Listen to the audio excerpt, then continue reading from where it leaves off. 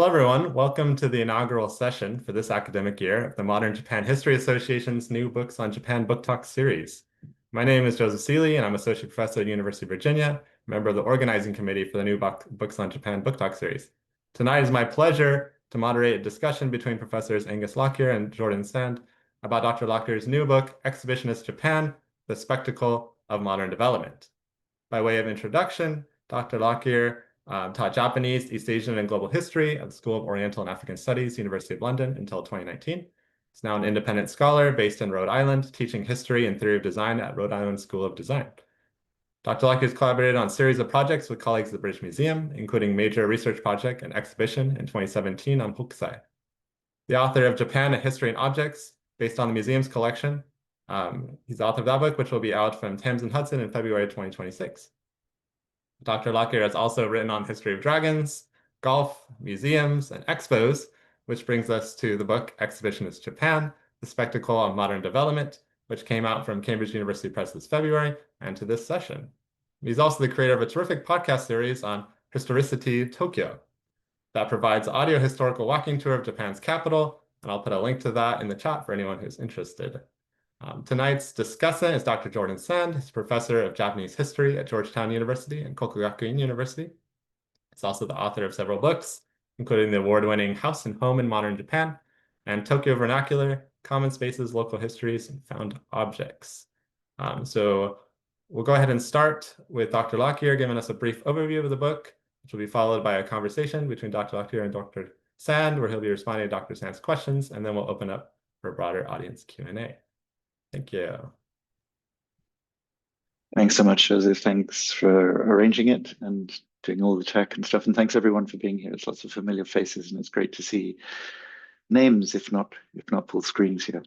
Many of you have had a hand in this book, which, including Martin. Hi, Martin. Came off screen just then. Jordan, in his infinite wisdom, thought it might be useful to have the book on the screen. Could you just say if it's showing at the moment? Yeah? No, it isn't. Not yet. We will get there. I think I know how to do this. There we go. Okay. So that's the book. And Jordan also suggested that rather than giving a blow by blow, I just briefly go through and say how it became the book that it is and how it evolved over time. And then we can get into a discussion and some questions that it brings up, if that sounds good to everybody. As many of you know, this book has taken a very, very, very, very, very long time to appear. It started in the last millennium. It started under the influence of other scholars, as books usually do. Specifically, when I was hanging out in Seattle, I read Tim Mitchell, Colonizing Egypt, who starts his book with a chapter that became a paper called The World as Exhibition. And I was very, very impressed and awfully influenced by that. Then I moved on down the West Coast, and at a certain point, you have to start thinking about dissertations. But before that, I had to write a seminar paper for a course on Japanese industrialization with Peter Deuce, who's no longer with us. And I thought it would be a good idea, because I was under the influence of Henry Smith as well, to choose Kiyoshika's prints of the first industrial exhibition, which happened in Ueno in 1877. And so then I was off to the races, or so I thought. And for the dissertation, some of you may even have read it, I guess, I was very preoccupied with the question of representation and how the logic of industry and empire and state and capital played out through these things, through these exhibitions, how they were instruments of power and money, if you like. But very quickly from the start, as I began to kind of do proper research and to write, we've all had this experience, as soon as you start to rummage in an archive, the best laid plans of mice and men go gang awry, right? And a slightly more complicated story began to emerge.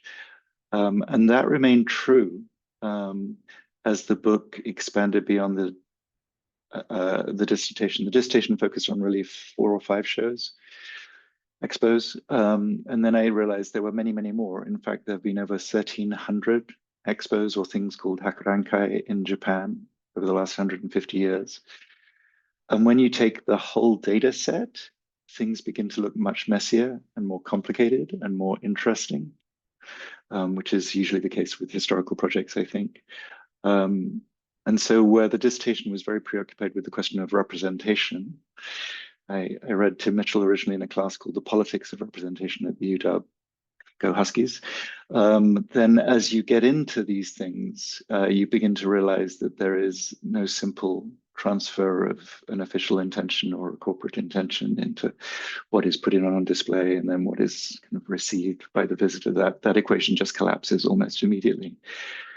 And so I started using a very different language about interest and concession and indifference, which is a word we might come back to, I'm guessing, Jordan, at a certain point. There's a kind of indifference of this form, a very characteristically modern form, to what we assume is the point, which is the content. And the last piece in the puzzle, of course, is when I went to my first expo. I finally went to an expo. I had been to an expo in 1989 in Hiroshima. I hadn't realized I'd gone to an expo because I thought I was going to a reggae concert, which happened to be at the expo site. But I had no idea I was actually at an expo back in 89. But when I went to, I actually in 2005, all the lessons that had emerged from the archive and were emerging in the writing specifically got underlined and reinforced. And therefore I needed much more time to think about the whole thing and put it all together. But that's the very brief history of the book, which of course, because they take a long time to appear, if I rewrote it today, would have to be different yet again. A book is never a final word, thank God, which is why this is going to be now a conversation, I think. So with that, I'm going to stop sharing, if that's okay with everybody, so that you can see our beautiful faces. And Jordan's going to ask me a bunch of questions. Thank you, Angus. And good morning, good evening, everybody. It's a pleasure to be here to be discussing Exhibitionist Japan. And I'm flipping it open because Angus, in his characteristic modesty, took me very much at my word when I said, don't summarize chapter by chapter, and didn't actually tell us any of the chapters in the book. So I will take the liberty for just a moment. Yeah. But I asked Angus specifically, could we do this as a conversation? He responded enthusiastically to that. I've sent him a few questions in advance, and I will build our conversation around those. But most of all, this is an opportunity to introduce Angus's book to those of you who have not yet read it, and for those who have or who pick up on particular themes in our own conversation, who want to engage in conversation with Angus. So obviously, our Q&A, or whatever we call it, our conversation should invite you to expatiate where you wish on particular aspects of the book, and please don't feel bound by the things that I want to ask about. So the table of contents goes from early modern exhibitions through industrial promotion, principally in the Meiji expositions, and then an important chapter on municipal expositions, and then into the early 20th century, and then an extended discussion in a chapter called War and Peace on wartime exhibitions, both domestic and Japanese international participation, and then stillborn international exhibition at home, and then into the post-war and right through to 2025. And I think when we open it to everyone in the audience, I'd be interested to start out with anybody who has been to Osaka 2025. But in any case, as you gather from that, this is a sweeping overview from Bakumatsu to the present. And it struck me just this morning, this title, Exhibitionist Japan, is important. Of course, it's a nice double entendre, but it's important that he did not title this book Japanese Exhibitions. He doesn't simply line us up some important exhibitions and tell us about them. The exhibitionism of this book is really the central thing. That is, that there is an extended project from Bakumatsu Mutus Mutandi through, Osaka 1970 to Osaka 2025, an extended project of displaying progress. And that we could call that exhibitionism. and Japan happens to make it a forte. So as you gathered there, 1,000 and what on the count of Hakurankai? 300? And so, depends how you count. 1,300 north of. Now, they're not all in here. This is importantly not attempting to be the encyclopedia of exhibitions, but there are a lot in here. And so my first question was, how do you filter? How do you define your object with a topic this big and 150 years of history or more? In some, what doesn't, I guess. Oh yeah, in some book talks I've shown results from what happens when you type in Hakurankai to various databases, which, as with any topic in the modern Japanese history field, and unlike our medievalist colleagues, it quickly becomes daunting, especially with the digital tools we now have. My filtering was haphazard at best, I would say. I started with these case studies, which were spread out over time. And then I broadened. In the end, the book really tries to make a claim only for those things that are called Hakurankai in Japanese. Sometimes some expos use the term expo instead. But it cuts itself off. It doesn't talk about the, I'm going to be slightly rude here, but the derivatives of expos, which include things like Hakubutsukan, museums, and also Tenrankai, which is more art exhibitions, as we know. These were the starting point for all kinds of forms of display. But as I went through, it struck me that in order to get a sense of the phenomenon, and thank you, Jordan, for saying it's about exhibitionism, not just a list of what happened when, or even a close analysis of some of them. It's about the form as a whole, if you like. To get a sense of that phenomenon, I think you have to, at some level, take them all on board. Luckily, exhibitions have a very fertile industry supporting them. One of those exhibition companies called Nomura Koge, based in Osaka, where a lot of exhibition scholarship and culture has centered, maintains a database. It has a reading room at the company headquarters, which is well worth a look. And I drew on them for actually many of my images. They're incredibly helpful. And they maintain the database, which is where the number comes from. Although, at the margin, one might question whether these are in fact Hakurankai. So I've tried to look at every single line of the spreadsheet. I've chosen out of that to look at in more detail ones that are weightier in terms of either timing, but especially visitor numbers. At the end of the day, exhibitions actually quite quickly in early Meiji even become a visitors numbers game. An exhibition is a success if it hits its numbers and makes money and doesn't go into debt, and it's a failure if it doesn't. And the media still for 2025 is making great hay out of the possibility that it might not hit its number. So there's no way to talk about all of those in the book. I think one has to gesture to it always. I think one needs to always, whatever one's looking at, gesture to the scale of the phenomenon and to provide a map of the whole thing and some sense of the domain one's looking at. And when you do that, and maybe this is the last thing to say on this, even with a haphazard filter such as mine, which evolves over the course of a research project, right? We're not social scientists. Well, maybe we are, but we don't govern ourselves by hypotheses and fixed data sets. We allow our projects to evolve. Unless you have a sense of the whole, you can't really talk very convincingly, I think, about variation within the field. And it's that combination of a general phenomenon and variation that seems to me so interesting. And also, for historians, explains change over time. Without the variation, there is no history, right?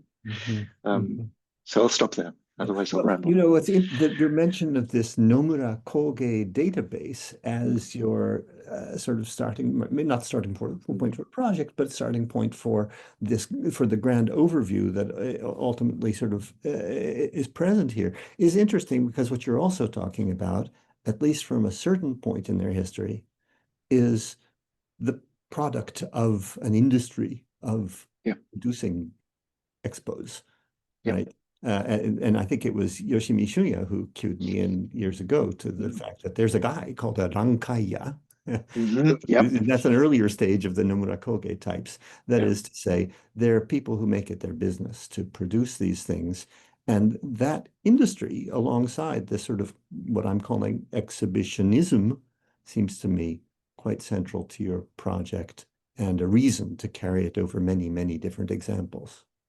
I think that's right. I think that's exactly right. And the industry is multifold. Is that a word? Sorry, it's a little late in Rhode Island. We go A to lot bed of different early kinds here. of people in the business, in effect. Yeah, a lot of Yeah. different kinds of people in the business, stretching all the way from exhibition bureaucrats. There are bureaucrats who make their Right. careers out of this. Most famously, I think Sakaya Taiichi, not his original name, Ikiguchi Kotaro. He started off as a kind of propagandist for 1970 and ended his life as the great expo booster of the early 21st century. So there are expo bureaucrats, there are companies which establish very good reputations. There are these early figures, Rankaya. One of them wrote his memoirs in 1970, my favorite one, actually, Nakagawa Doji. And they, in some ways, clue you into the nature of this thing, because, of course, these guys don't care who hires them. They're making their money out of doing this well and doing it better than the last time. Even if the content of the show has changed, you do a slight little wrinkle on the side, you display the thing more effectively, you maybe animate it, you turn a baseball stadium into a recreation of a battle in China, or alternatively, you turn the same baseball stadium into a replica of the continental United States to celebrate the occupation. And this is one of the places where my idea of indifference comes from. The form and the professionals who produce these things are indifferent to what is being put on display. What they're really excited, Nakagawa has this wonderful phrase, Marioku no shikake, which is kind of the mechanism of magic or the mechanism of attraction. How do you get eyeballs on this thing? How do you get the people through the gates? Once they're in, you can show them whatever you want, but you have to have the thing that pulls them. I And think a maybe lot of that actually bled into museums after Osaka 1970. That's something that I think absolutely, thought about. absolutely beyond my remit, but I think so. And I think here there's two footnotes here, right? One is Nomura is still going strong as a kind of event business. And their website is very interesting. It changes about every 6 months as they rebrand and try and keep up to date. But of course, by the time you get to 1970 and the scale of something like Expo 70, you need a bigger company, and that's Dentsu. So Dentsu at some level is a Rankaya, right? It's a specialist in the technology of attraction, which we call PR nowadays.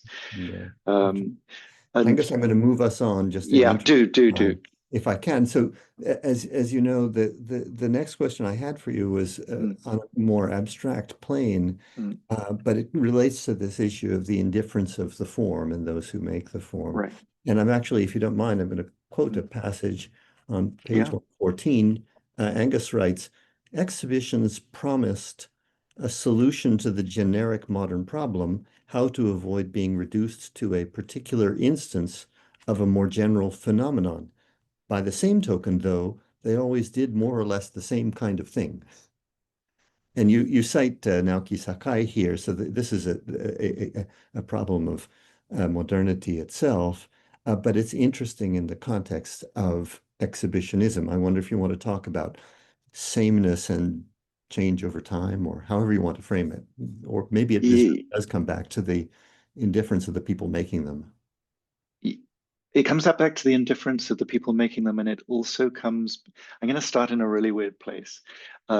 If you take writing courses, which I have done over the years, one of the first pieces of advice is you can be as original as you like, but you have to decide what genre you're writing in. Otherwise, readers will not know what to expect. And we have a genre in academic monographs in history. There's a particular form they look like, if they're missing certain pieces of the apparatus. Hands are going to go in the air. And I think there's a truth to that. So I think an expo is always, if I might quote myself, you open the door here, Jordan, right at the beginning. An expo is something that provides space and time marked out from the daily grind, which can accommodate the various interests of organizers, exhibitors, and visitors, and so provide a return on their various diverse investments. This diversity also means that expos can never serve a single master, mean only one thing, or accomplish one iniquitous end. An expo almost always conceals a welter of disagreement, creates space for more than one possibility, and produces uncertain and various effects, all of which change over time. So I think the two things go together. I think often when we're talking about universalism versus particularism, we see them as a kind of binary, and the universal oppresses the particular, or the particular fights back in terms of resistance against the universal. I like to think of that relationship as much more Mobius stripped, for want of a better term. Two sides of a coin that has to relate to itself in some weird way. All of that is a little abstract. Maybe more concretely, the way one sees this in expos, interestingly, is that at whatever scale you're operating internationally, so you're talking about nation states and international corporations, big national ones where you're talking about major cities making a play like a Tokyo Pavilion in Osaka or a Nagoya Pavilion in Tokyo, or whether you're talking about small local regional ones, the people putting these things on are trying to cover their costs, so they're getting people through the door by using the expo tubes, the rankaya. But they're also trying to use the expo to differentiate themselves in a landscape. So we belong here. We are part of the global community. We are part of the Japanese empire. But we are distinctive, and therefore you should pay attention to us. And maybe you want to throw us some investment as well, or at least come as a tourist and visit.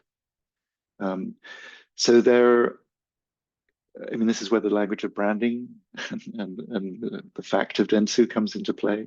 Expos are really good as branding devices, or at least they have been in Japan.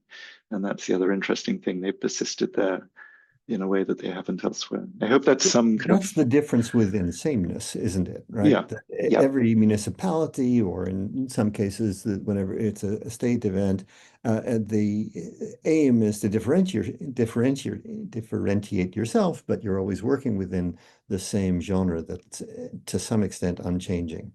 Yeah. Do you think That's it. there's been any point of sort of fundamental change to the grand narrative of expositions? I remember, I guess it was 2005, Aichi. People talked about this as really different because it's environmentalist and so forth. But I don't know, do you think, or should we really see the grand narrative as unchanged? Um, Don't want to feel that. That's okay. sorry for weird noises late at night. Both and. My answer is always going to be both and, Yeah. right? Okay. That yes, they have, right? I mean, a core, no. An expo tells always the same story. The expo tells the story, which was, we have a glorious past. The present is challenging, which is why we need an expo, but the future will be glorious. Great. I mean, you know, Okay. it's last night of the proms 101, right? That, But yeah, go ahead. as just to answer the second part of the question, Sure. as the form evolves, the way in which they're used and the stories on display do change. And I think there's a moment in the interwar period where the old triumphal stories of industry and empire kind of collapse. And expos become, other people have done this in different contexts. Rydell, for the American context, have talked about expos shifting towards kind of architectural statements of nation complemented by corporate presence. The biggest change, I think, came with Expo 70, because Japan was the first place to use expos differently. And it had been doing that on a regional scale for a while, but at the international level, that's the moment at which expos stop being kind of chest-thumping statements and become really tools of development. how do you write them into national or municipal development plans? So Shanghai 2010, I think, is a kind of successor of that. And the international expos since then, except the ones in Europe, I would say Hamburg and Milan didn't really do this, but certainly the ones in Korea, in China, now in the Middle East, are following Japan's lead in terms of how do you use expos to kind of inflect something.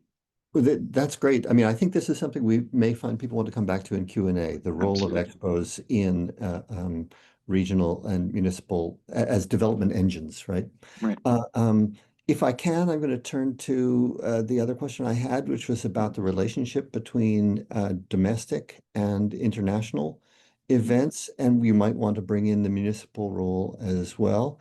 I wrote a short thing years ago, and which I sort of traced a pattern of a few examples of attempts to have a major international exposition in Japan that collapse and then get replaced by a domestic. I don't know how persistent a pattern that really was, but it seemed to be present.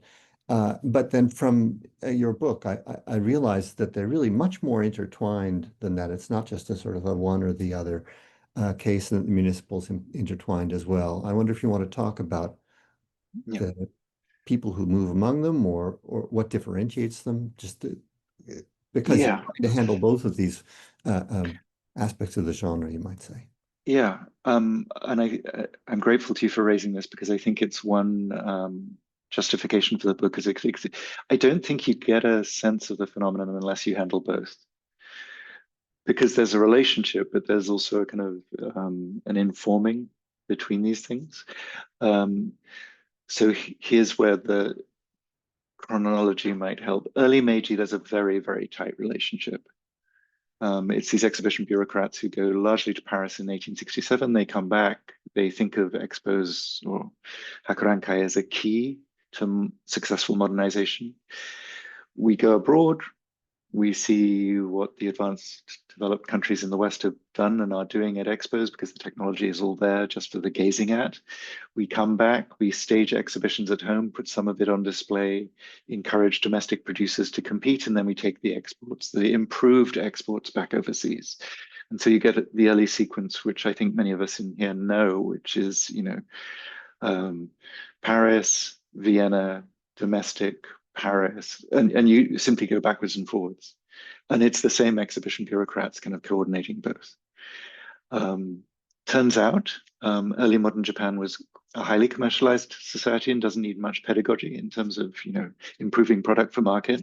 And so the tie between them loosens a bit as you go on. And by late Meiji, you still get, in terms of timetable, an alteration, because you don't want to schedule the same year a big international and a big domestic. But the claims and the kind of the methodology, I suppose you'd say, the intention of doing these things is becoming a little bit looser. And that kind of timetable loose connection persists. It persists into the 1930s. There was this planned exhibition, which you've mentioned. Actually, there were a sequence of planned ones. First, the initial discussions were actually for 1907, which explains why Tokyo went ahead and staged its own thing, because it got sick of waiting for the national bureaucrats. 1912 was going to be a huge exhibition, then 1940 famously, and neither of these happened. But they're coordinated with international exhibitions overseas. So that link persists. And I'd say it even persists into the post-war period, because on the one hand, MITI, interestingly enough, is the ministry in charge of events at home, and JETRO is its overseas arm, which coordinates Japanese representation at expos overseas.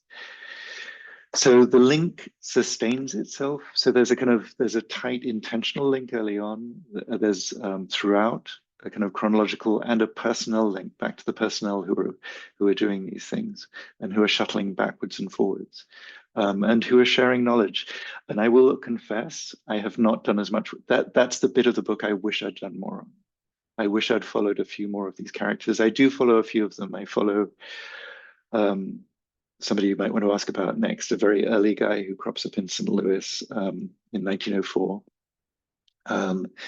I do follow Nakagawa Doji because his memoir is just fabulous, and he kind of gives you a magic key with which to unlock a lot of the mid-century This is the expos. Rankaya, This is the Rankaya, yeah. Rankaya memoir. I see, yeah. And then I do delve a bit into the kind of gang who put on Osaka 70 as well as Sakaya Taichi, because he's published so extensively and it's easy. But I think the careers of the personnel. I also interviewed a few people along the way, of course, who've Yeah. done this private sector or public. But I think their stories could do with a little more excavation. Well, but I think it's terribly important that we move back and forth between events occurring internationally, efforts to create an international event at home, and the domestic and municipal expositions, because that's what creates this continuity of exhibitionism, as you suggested. As you know, I was very intrigued by this figure, probably not a household name yet, Mr. Kushibiki Yumito, who I gather is Nikkei, was living in the United States for a long time, and keeps kind of popping up at these exhibitions. I don't know if this is Nankaya category. He's a bit of an outsider. He's an entrepreneur, right? And very middlebrow or maybe lowbrow. But the point is that there is always this popular aspect, and these entrepreneurs who are riding on the expo phenomenon. And he puts his paper mache Buddha up on top of the gate to the obviously not nationally sponsored Japanese section at San Francisco, was it? I don't know. Anyway, I'm intrigued by people like this, and it brings up this relationship between state propaganda and developmentalism on one side, and pure showmanship, and sometimes rather crass showmanship on the other.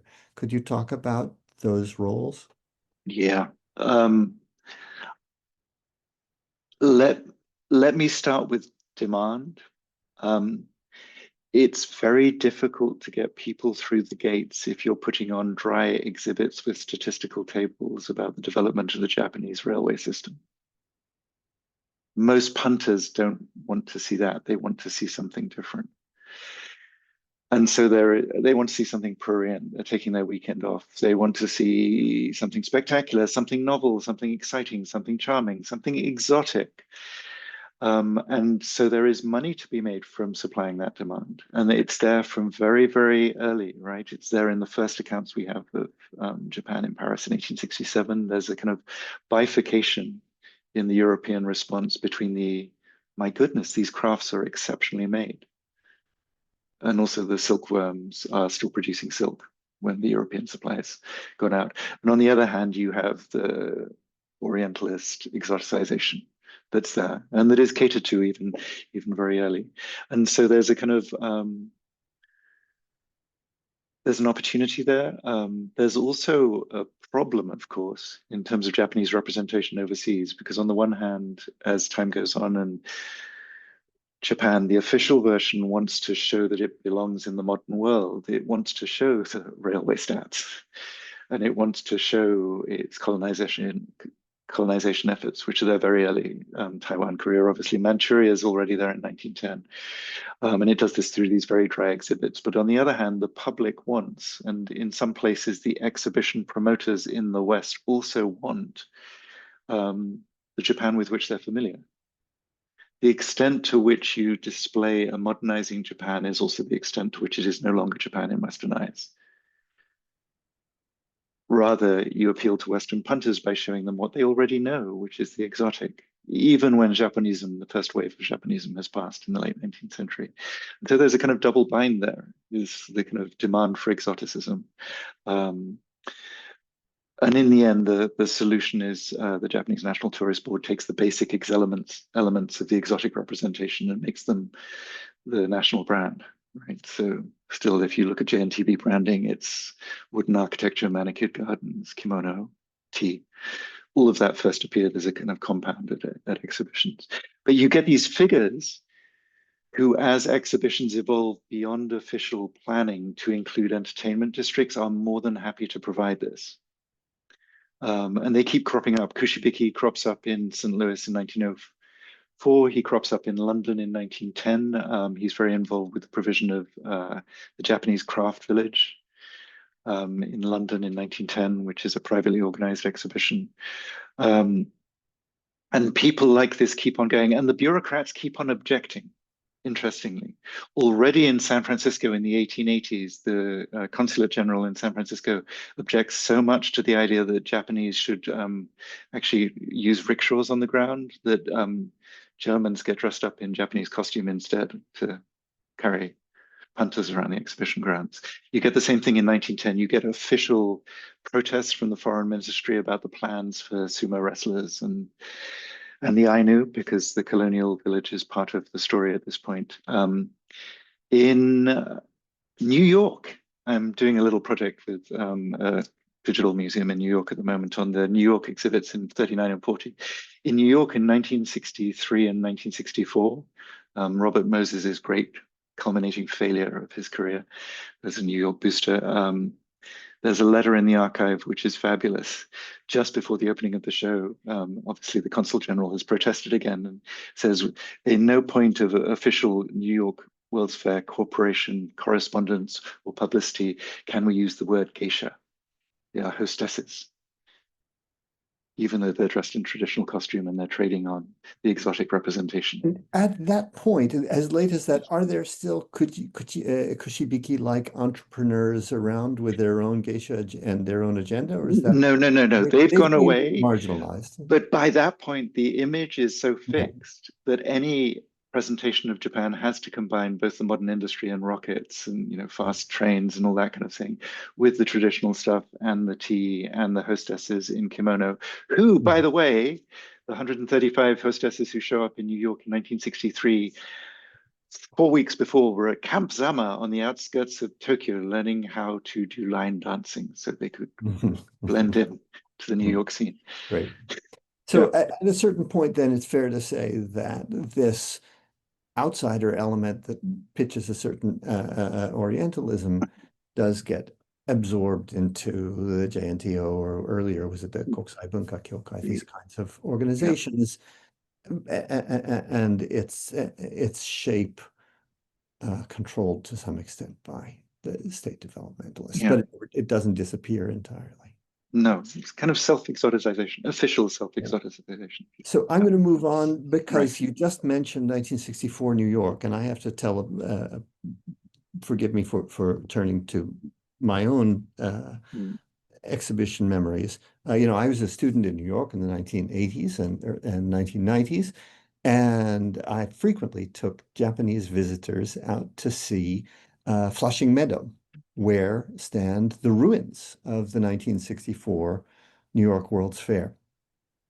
And they're still there. I think that they are all white elephants. Some of them have been refurbished and now they're heritage, right? But it's littered with very difficult to use buildings.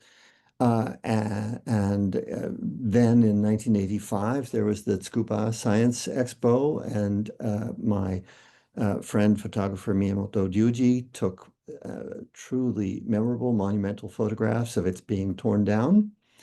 And I felt very keenly, and you can still feel it if you go to Flushing Meadow, that the era of expos is over.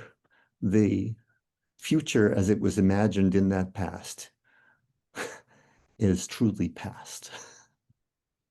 And I felt that until I read your book. And I realized the era of expositions is very far from over. I ought to know that because there's a big one on right now here in Osaka.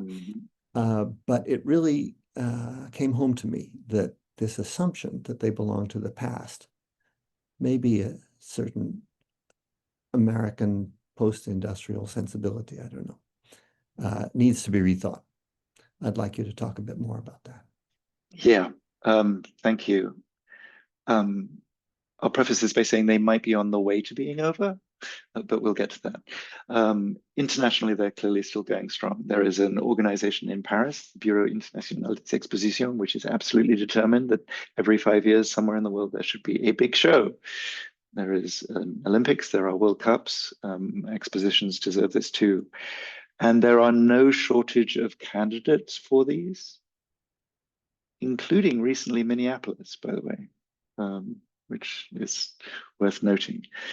So they are going strong. They're going strong, I would say, in line with the Osaka 70 model, expos as a tool of development. And so I think when we think the age of expos is past, it is true that expos as we know them, where they're still governed, I think, largely by a late 19th century view of industry and empire and grand statements and Chicago White City and, Paris, all the stuff that's now been turned into big exhibition halls, all that kind of thing. That went away. We had this interwar moment, which kind of probably culminated in Flushing Meadows, an attempt to recreate this unsuccessfully in 63, 64. But actually, that's not the case further out. I think at one point I used the slightly derogatory phrase, the regional satellites of the industrialized West. So Vancouver in the 1980s basically followed Osaka and used the expo to transform the waterfront downtown. And still today, and those buildings are used and they have been successfully transitioned. And then more recently, you get other parts of the world coming on, including importantly the Middle East. Dubai was postponed because of COVID, but went ahead and was an important part of that city's development. Riyadh will be in a few years' time as well. But the expos we're having now are very different, right? They're not, broadcasting national prestige. They are sort of as places first for architects to really go a little bit wild. They're the place where architects can really experiment. So, every star architect has something at the every 5-year expo. And they are also places, and it's easy to be cynical about this, where these countries, I would say even Shanghai in 2010, was advancing propositions about what they saw to be the shape of future society, not just in their nation. So at the moment, as we all probably know, Japan or the bureaucrats have this vision of society 5.0.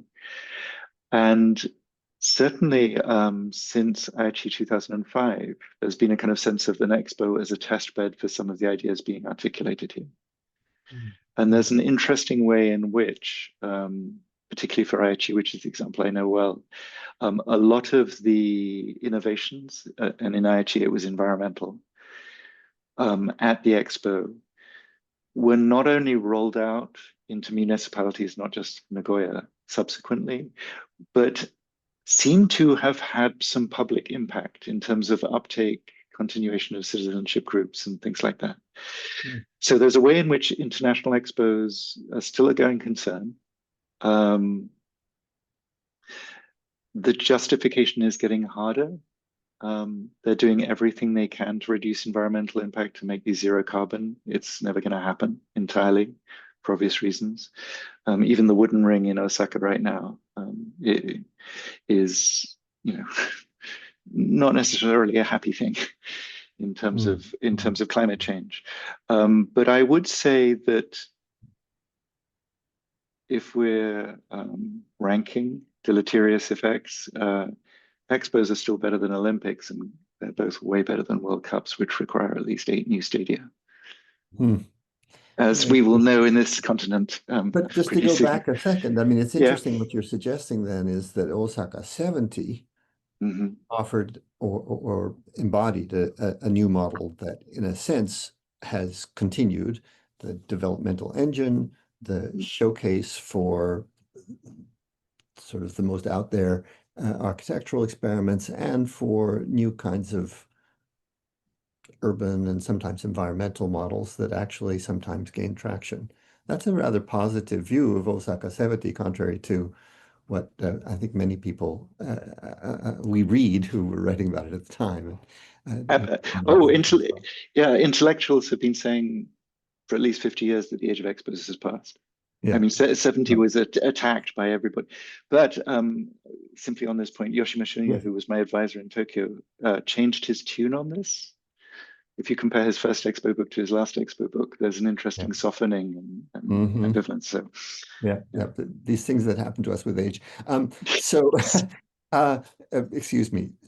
I'd like then to take that to Osaka 2025. And this was, we had a quick back and forth about this. I happen to know that Angus hasn't been. And it's even more inexcusable that I haven't been since I'm here in Japan. But we haven't been. Nevertheless, we're scholars. We've always been good at talking about things we have not seen. So I invite Angus, if you'd like to start, but then we'll open to the floor. And Joseph, if who will be managing the chat, could I ask that first we welcome any comment from a person who has visited Osaka 2025, and then we'll open it to whatever people want to ask of Angus or offer. Angus.